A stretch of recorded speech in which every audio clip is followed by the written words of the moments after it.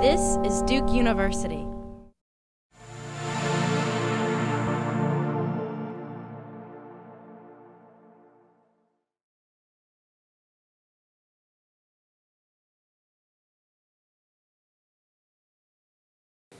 I'm Esther Guevara, and I teach here at Duke and in Romance Studies and Art History. And I'm here to welcome all of you to the afternoon and to introduce René Galvan, who is an artist who was born in Brownsville, Texas. He now lives and works in Boston, Massachusetts. He graduated from Brown University in 1999 with degrees in History and Latin American Studies, and received an MFA from the Rhode Island School of Design in 2015. Galvan calls his studio practice queer algorithms and into their disciplinary approach to visualize and represent differences. And I've seen that phrase around these days by different people, so I'm very interested to see how René works with it. He works primarily in photography-based practices from what I can see that seem to me to engage the challenges of self-representation, particularly around questions of race and sexuality. So please join me in welcoming René Galvan to Duke to speak about his art practice.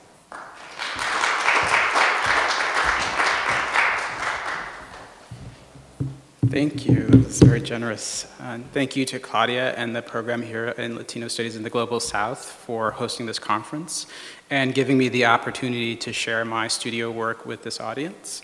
I feel I've been involved with the program for quite some time, as I have had an opportunity to exhibit work with Latino Studies here at Duke through the virtual residency I did in 2014, and I'll actually revisit some of that here.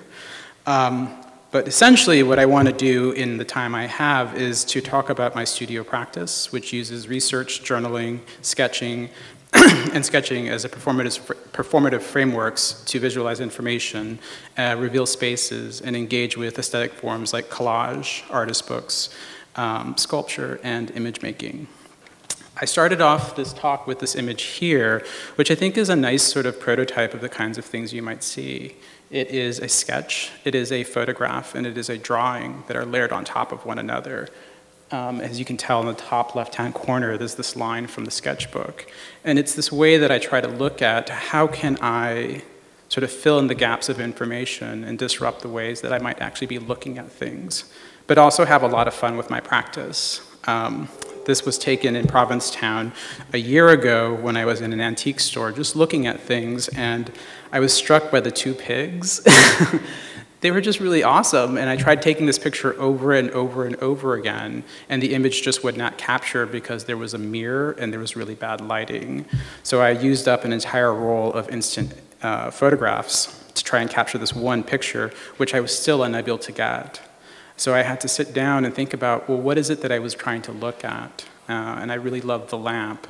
So I took the overexposed images and sort of started drawing out what it is that I saw and thought of as valuable, and really started this practice of sketching, this gesture of trying to record information and think about what I thought of as valuable.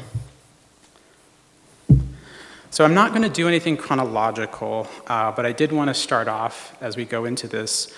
What happened about 2 years ago as I was making work or getting ready to make work, I entered into a creative block. I had taken some time off of my studio practice to deal with the death of my family.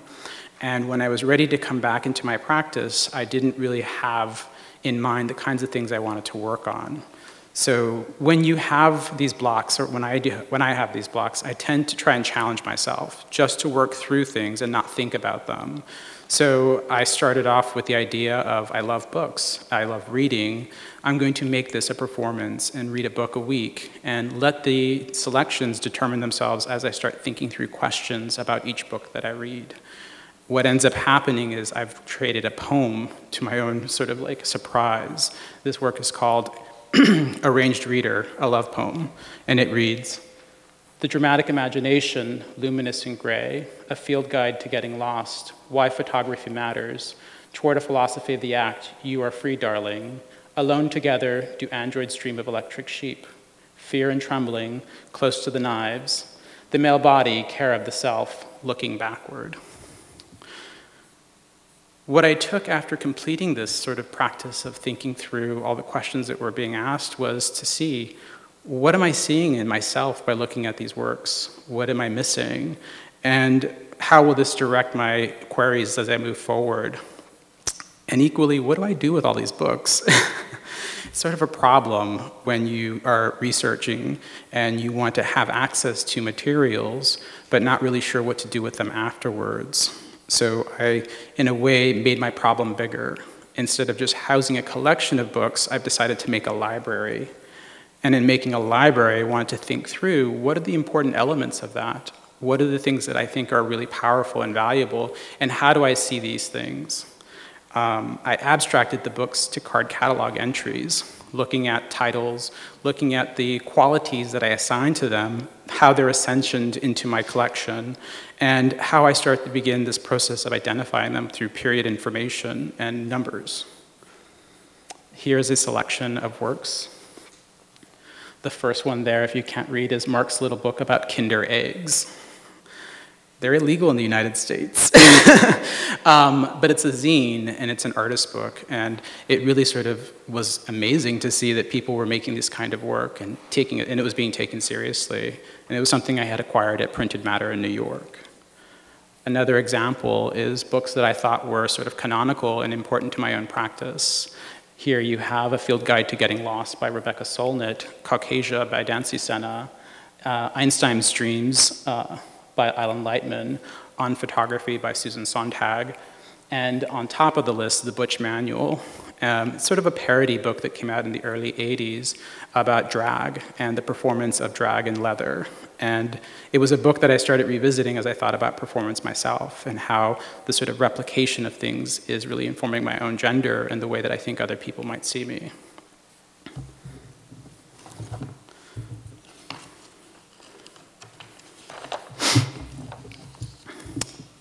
Day 4. He's so big, I don't know how I can love someone that fat, read the journal entry in familiar handwriting. It was in a box labeled books. At the time, I didn't know. Everyone was making fun of me.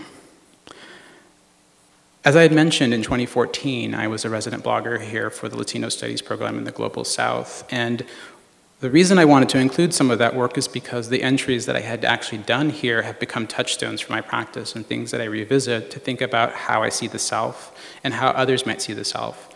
And on day 4 of this practice, I realized that people were looking at me and thought back at the times where I had been seen. And this was one of the entries I used. People were reaching out to me saying, "You're not fat." My sister, in fact, texted me as soon as she saw that and said, "Our mother doesn't know what she's talking about." As I had mentioned, I reinitiated a practice, and when you have little time, when you're working a day job and also trying to maintain a studio presence, it's hard to actually make work. And one of the things that I started doing was trying to gather materials as quickly as possible and critically think about books again, not just acquiring them, but making them. And I had learned a technique called the instant book, where you can take a piece of paper and fold it down into 8 pages, or you can unfold it to reveal a single image. What you have here is a sample of where I started this practice. The first volume of this book was just a selection of prints called White is a Choice, Backgrounds Volume 1. And it was ugly. It was really ugly. It was basically block text that was in a grid pattern and was just so abstract that it didn't mean anything, but I was really like, I need to make work. So then I made a Volume 2, and it looked a little bit better. I made a Volume 3, a Volume 4, and finally when I got to Volume 5, it was really, what am I doing and what am I starting to see? I had made a frame for a mirror that was able to look at a face that was actually facing backwards. And that's when I realized I can stop making this work and move on to other things. The materials here are an envelope as well as thermal adhesive labels that were taken from a discarded machine at my office at the time. As I said, I was starting to make books. and I used a really simple format, the instant book. I then learned how to do saddle stitching and gathering different materials because paper is expensive. I decided to use whatever I could find. And I went through the recycling bin in my office and found these incredible manuals for data entry and analyses. At this time, I was also encountering the term Latinx and thinking about what does that term mean and how did it come to be. So I did my own research to try and figure out what happens when a term emerges, what is actually being captured in that emergence. And I encountered an essay by Logan Pearsall Smith from 1925. I believe he was a contemporary of Virginia Woolf, and he had written this essay called 4 Romantic Words. And in this essay, he described the emergence of the word romantic, and which I believe happened in 1639 or 1659, I forgot. And what was interesting is that he said, when words emerge, they're there to describe an event or a phenomenon that already existed, and that this new word is something that helps attend to an absence or difficulty in understanding that concept or that phenomenon. And that we only really appreciate the final meaning of that word and never the sort of beginnings of that meaning, the incorrectness about it. And he went on in this like 60-page essay to talk about romantic as being that first word, that it is about the imagined, and that other words that were romantic included creativity, which was religiously associated as creation and that of God, and that had become a word attributed to humanity and the ability to make things, as well as genius and originality. So I thought, wow, those are real distortions that have happened. How do I recuperate that and apply it to my own practice? So I thought, instead of it being romantic words, why aren't they dirty words? What are the dirty words in art and art making? Relevance. How do you keep your work contemporary and available to an audience? And in order to achieve this, I started sculpting the content onto the pages of these made books, fitting on them from the contents of the pages that I had gathered from the recycling bin. I thought of another dirty word as narrative. These are things that when you're in art school, you're told you don't get to defend your work. People will assign meaning to it. And so to talk about narratives is a very difficult thing, and yet we always bring them to the things we see. Another dirty word was certainty. And this is one that I was sort of challenged to think about because after I had done this page, I realized maybe I meant uncertainty. And then in reality, went back and thought about it and said, no, it is the role of the artist to make a decision. It is the role of the audience to try and make sense of that decision. And they may assign uncertainty to the work, but it is my choice to put whatever you're seeing in front of you. And lastly, of these dirty words, I thought of self. Self being, how do you make work about a subjectivity or an individual expression and let it be about that person or that expression if they're not present? How do you leave the marks on the page, on the work, in the sculpture? I say that because as I was trained in art making as a silversmith, one of the first things you learn is that you're not supposed to leave tool marks. You're supposed to erase your presence from the work. And unfortunately, that has a diminishing return. The more you work something, the less present you're in it, or at least the less you're able to see the presence of the hand in the work. And I thought that was a problem. By this time in my practice, I had actually started to become suspicious of this technique of using thermal adhesive labels. I felt it was very easy and actually gave a very certain aesthetic to the work. It had this carving, it had this sort of building up and palimpsestic presence that I think afforded a particular interpretation. So I was like, let me try something different. Maybe this works, but let me try something different. I was also at the time very fascinated with found objects.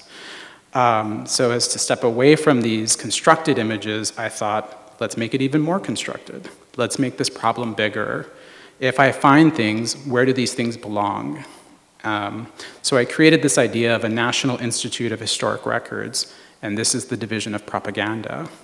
It is a museum pamphlet that I made, laid out, and I'm not a graphic designer, but sometimes you have to take on those characteristics to achieve the work. Part of this was, if I'm finding these little objects, where did they come from? What kind of historic records is this institute holding? And I thought it was probably for a totalitarian governmental regime. Sort of think really big. And what are the aesthetics of a totalitarian regime? There would be very simple, generic fonts. They would be things that are administered and doled out to a society, and also the enticement to those who would be most impressionable to take advantage of the information that's being shared. A decoder ring was one of the toys that I thought could have been found from these objects. And rather than actually show you, I wanted to not just take the object and appropriate it, but make that distance available to everyone and think of it as a sketch. Things that are recuperated, and because they're recuperated, are qualified by this institute. You're seeing the sketch it's within an archive that was gathered from remnants of a material. And this to me started to have a lot of resonance, but at the same time, I kept thinking back to this idea of things being too polished. Day 22. I would breathe on ice cream to watch cool air rise from the rare treat. It was as close to the snow as you could get at the end of the world. I grew up in Brownsville, Texas, as was mentioned, and if you don't know that, it's where it is. It's on the very southern tip of Texas. The sort of catchphrase for the city is on the border by the sea. So you're right on the border of Mexico, and you're also right against the Gulf of Mexico. And I also did not grow up directly in Brownsville. I was about an hour outside of the city. And to get groceries, you'd have to drive into town. And you'd have an ice box or an ice chest that you would fill up with ice so that you could put the things that had to be refrigerated in the back and that they wouldn't rot or spoil by the time you got home. Ice cream was one of those things that we never got to have unless we went to like a Baskin Robbins or like a gas station. And because it's so humid and hot, there was a rare treat. I include that because as I started working through these ideas of Latinx, I was asked to produce a cover for the Cultural Dynamics Journal, which is housed here at Duke, and thought about how do I understand my own subjectivity and how do I think of that as Latinx is now emerging as a concept, as an identity that's being critically theorized. I approached it as a map, but that never seemed quite sufficient because I was like, that kind of codes it a little too much as a territory. I thought of it as a heart, as something that's internal to the body, but that also seems so divorced from reality and a little too romanticized. I've also taken to doing a lot of research on what these things meant and started to mash everything together. And even that was insufficient in terms of an expression. Then I took an X-Acto knife and just carved into it, and it just felt really good. Sometimes you have to make things to destroy them, and in destroying them, you realize what it is you're trying to express. To fill the void, I backed it with graph paper to suggest a structure that was holding together this image. And this piece is about yay high, which is also approximately the size of a real heart. And that's linen that's holding the cutout X. That wasn't enough. Because I'm like, maybe they're not gonna like the heart. You never know, people have very particular tastes, so I continued to work through these expressions. So if Latinx is a location, it's a feeling, it's part of the body, what is it if it's a sound? What if it's only a word? How do you bring a representation of Latin and Latinx to something that has no aesthetic form? Because the aesthetic forms we have are for Latino and Latina and Tejano and Chicano and Machista, I've heard. If you're using a new term, it needs new aesthetics. And yet, you have to borrow from the old ones sometimes to make something new. And sometimes you have to go to places you don't know a lot about. So what is the sound of Latinx? How is that a platform for understanding these subjectivities?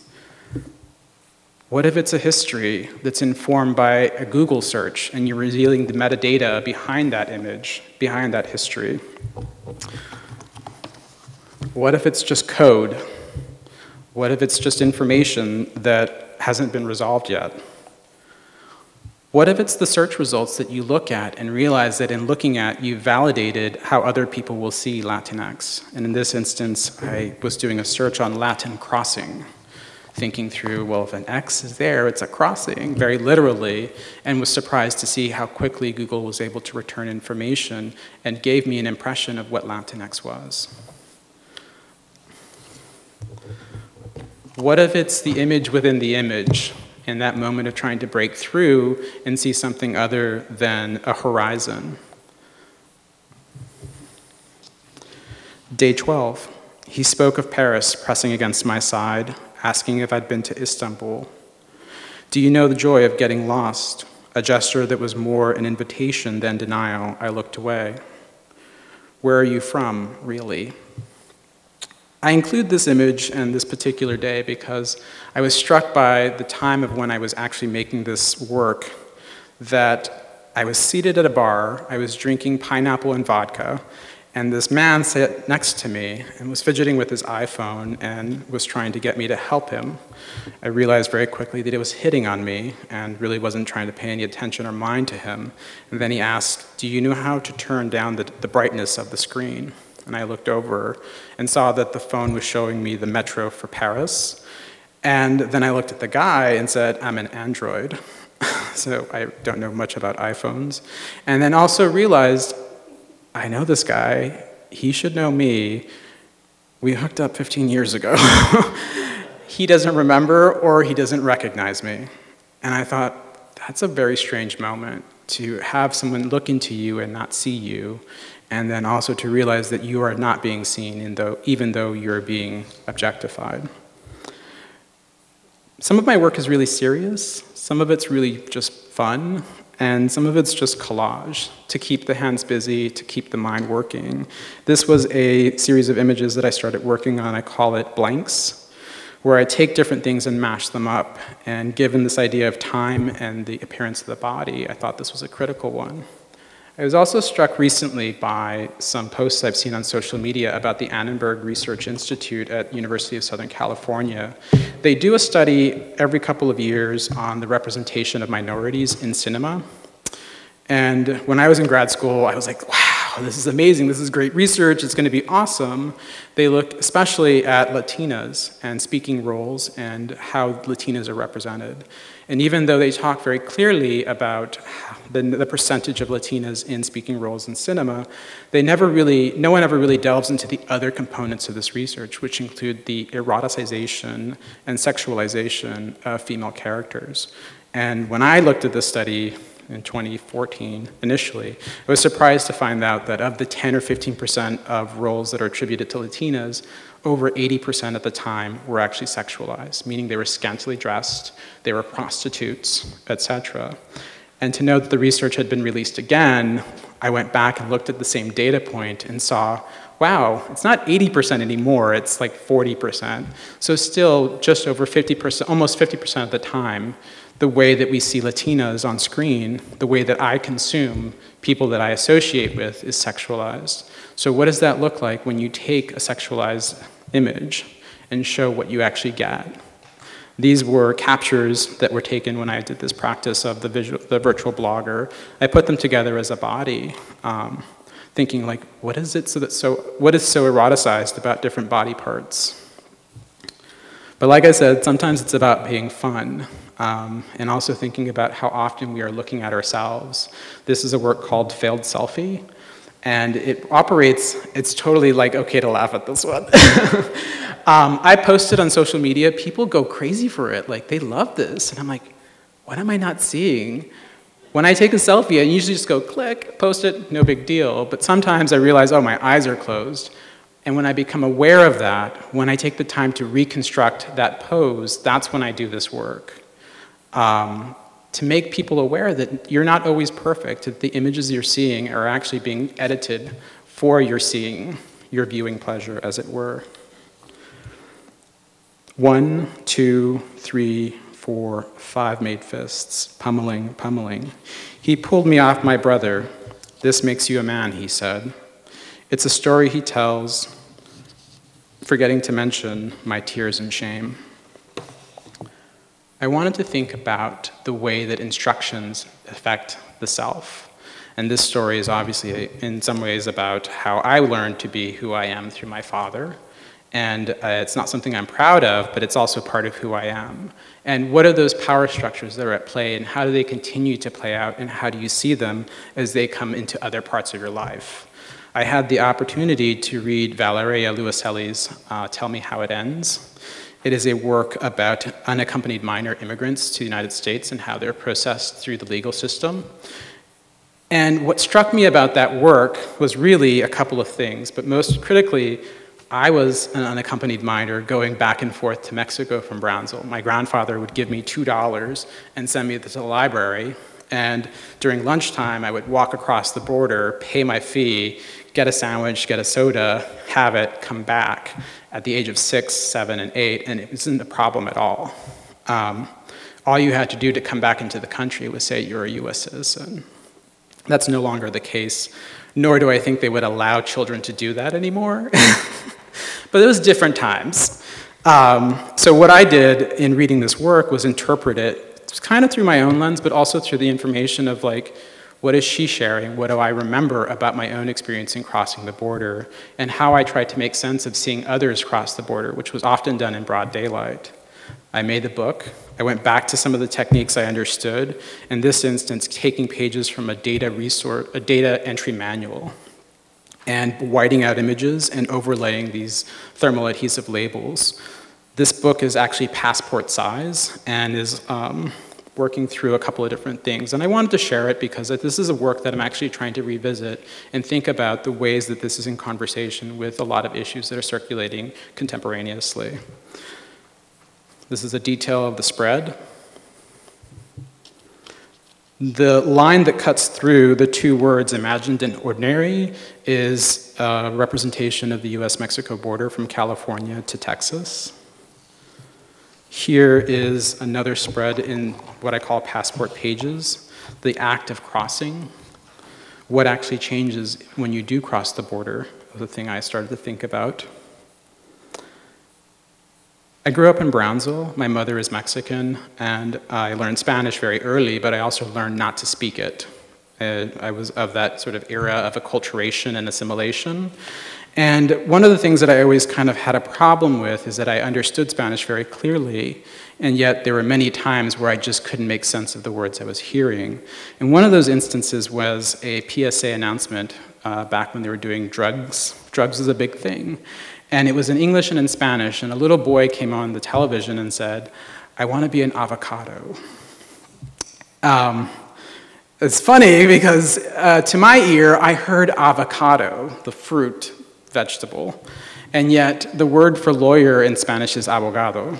And I couldn't make sense of the difference. I just didn't have the faculty to do that. So I remember going up to my mom and asking her, I'm like, "Why does he want to be an avocado?" And she just looked at me and she's like, "I don't know."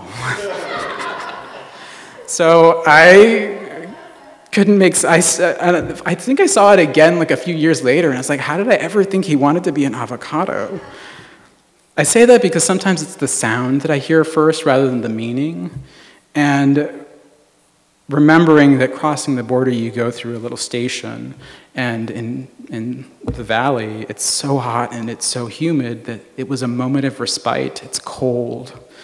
And to hear that these children were going into the border, into ice, and that the ice box, I just thought yellow over and over and over again, and how for me that's a color, but at the same time in Spanish it means ice, and the sort of double read of ice and immigration, and the sense of being alone, and how troubling that was, or could be.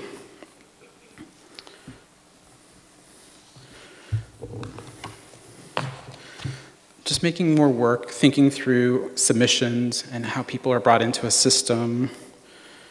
It says, if you can read it, it says, save all, and then submit, submit, submit.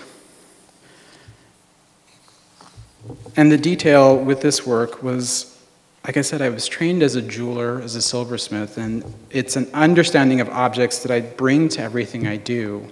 And I couldn't help but think status is something that's being talked about in this work, and it's something that I think about all the time, not just in terms of immigration, but also in terms of sexuality In gay circles, there's a lot of talk about your pause or your negative.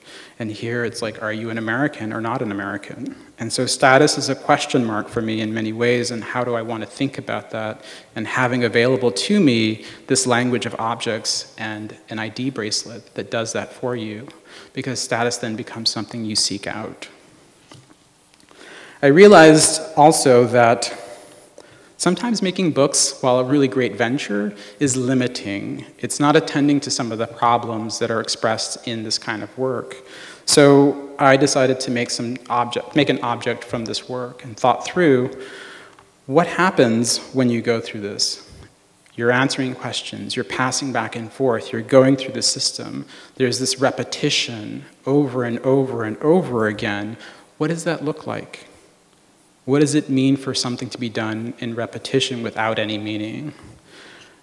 I made this stamp, and it reads, "Why did you come to the United States?" It's something that I don't know if people are often asked. I was asked this question once, and I actually was baffled by it. I'm like, oh, 'cause this is my home, that's why I came here.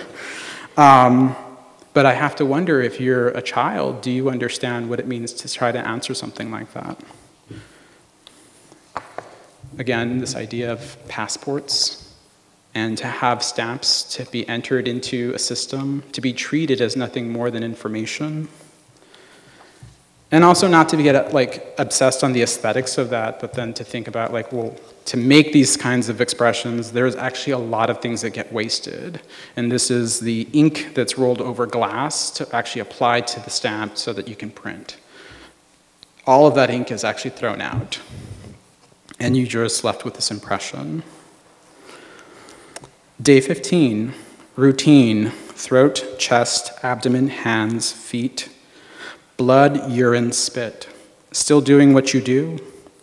Every 90 days, a life in prep.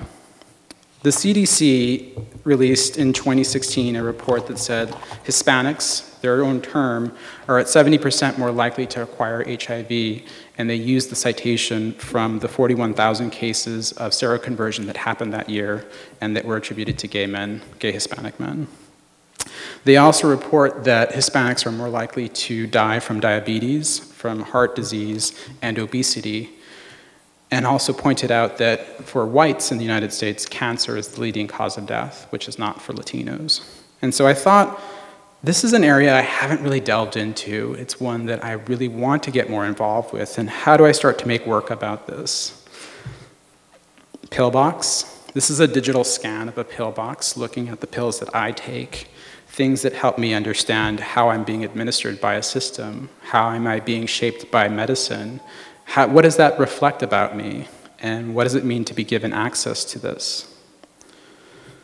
What are the kinds of things that I'm consuming and doing, and how are those informing a subjectivity? And this is actually a very recent body of work that I've been sort of toying with as I collect images to try and expand upon, and it's called Apparitions. It's what's left behind after we have these cultural moments, and how will people understand what they see and whether or not this is Latinx. Day 18, lying in place turned shallow grave, broken by its frame, I was dead. A veil of soil brushed away, your name, born again. As it was introduced, my name is René. René, that's how my mom says it, with the rolled R. It means to be born again or rebirth. And the story behind this little entry into the virtual blog, which I tend to revisit over and over again, is that when I was 4 going on 5, I was riding a tricycle at my grandparents' house. And my older brother, as older brothers may do, tempted me, or sort of like said, I bet you can't ride your tricycle along the ditch. This was a ditch that was recently dug out by my grandfather along his house so that they can plant some privacy shrubs.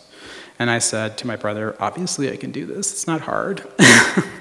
So then I started pedaling my tricycle to the edge of the ditch. And as I got closer and closer, my brother ran up to me and pushed me in. And as I fell into this ditch, the tricycle wrapped around my leg, broke it, and I passed out. In my death was fully realized, I should say, with my brother brushing the soil from the ditch over me. going to my grandparents afterwards and saying, Renee is dead, and it's not my fault. I don't have a memory of anything except riding the tricycle up to the ditch, so I don't even know if the story is true, but it's what I was told. I did wake up from that with a cast. I like to share that because I think it's one of those curious moments of like, what does it mean to be called again and hear your name as you're trying to remember who you are? And what I want to sort of part with is a body of work that I've been accumulating over the last couple of years. I go to Provincetown. It's a gay community at the tip of Massachusetts. And it's a moment in time for me where I get to become reborn again, to let go of everything that's happened in the course of a year and just sort of commune with nature, commune with friends who you haven't seen in years, and just be at peace for a week. And it's kind of amazing. But it's also one of those things that I try to make sense of all the time, and I find that I'm doing the things that I saw as a child. I saw my grandfather walking around all the time. It was what he did, and I find myself doing that as well. I find myself taking photographs all the time, and it's something that my grandmother loved to do. And so what I call this is in the moment before we part, and I'll just go through the images.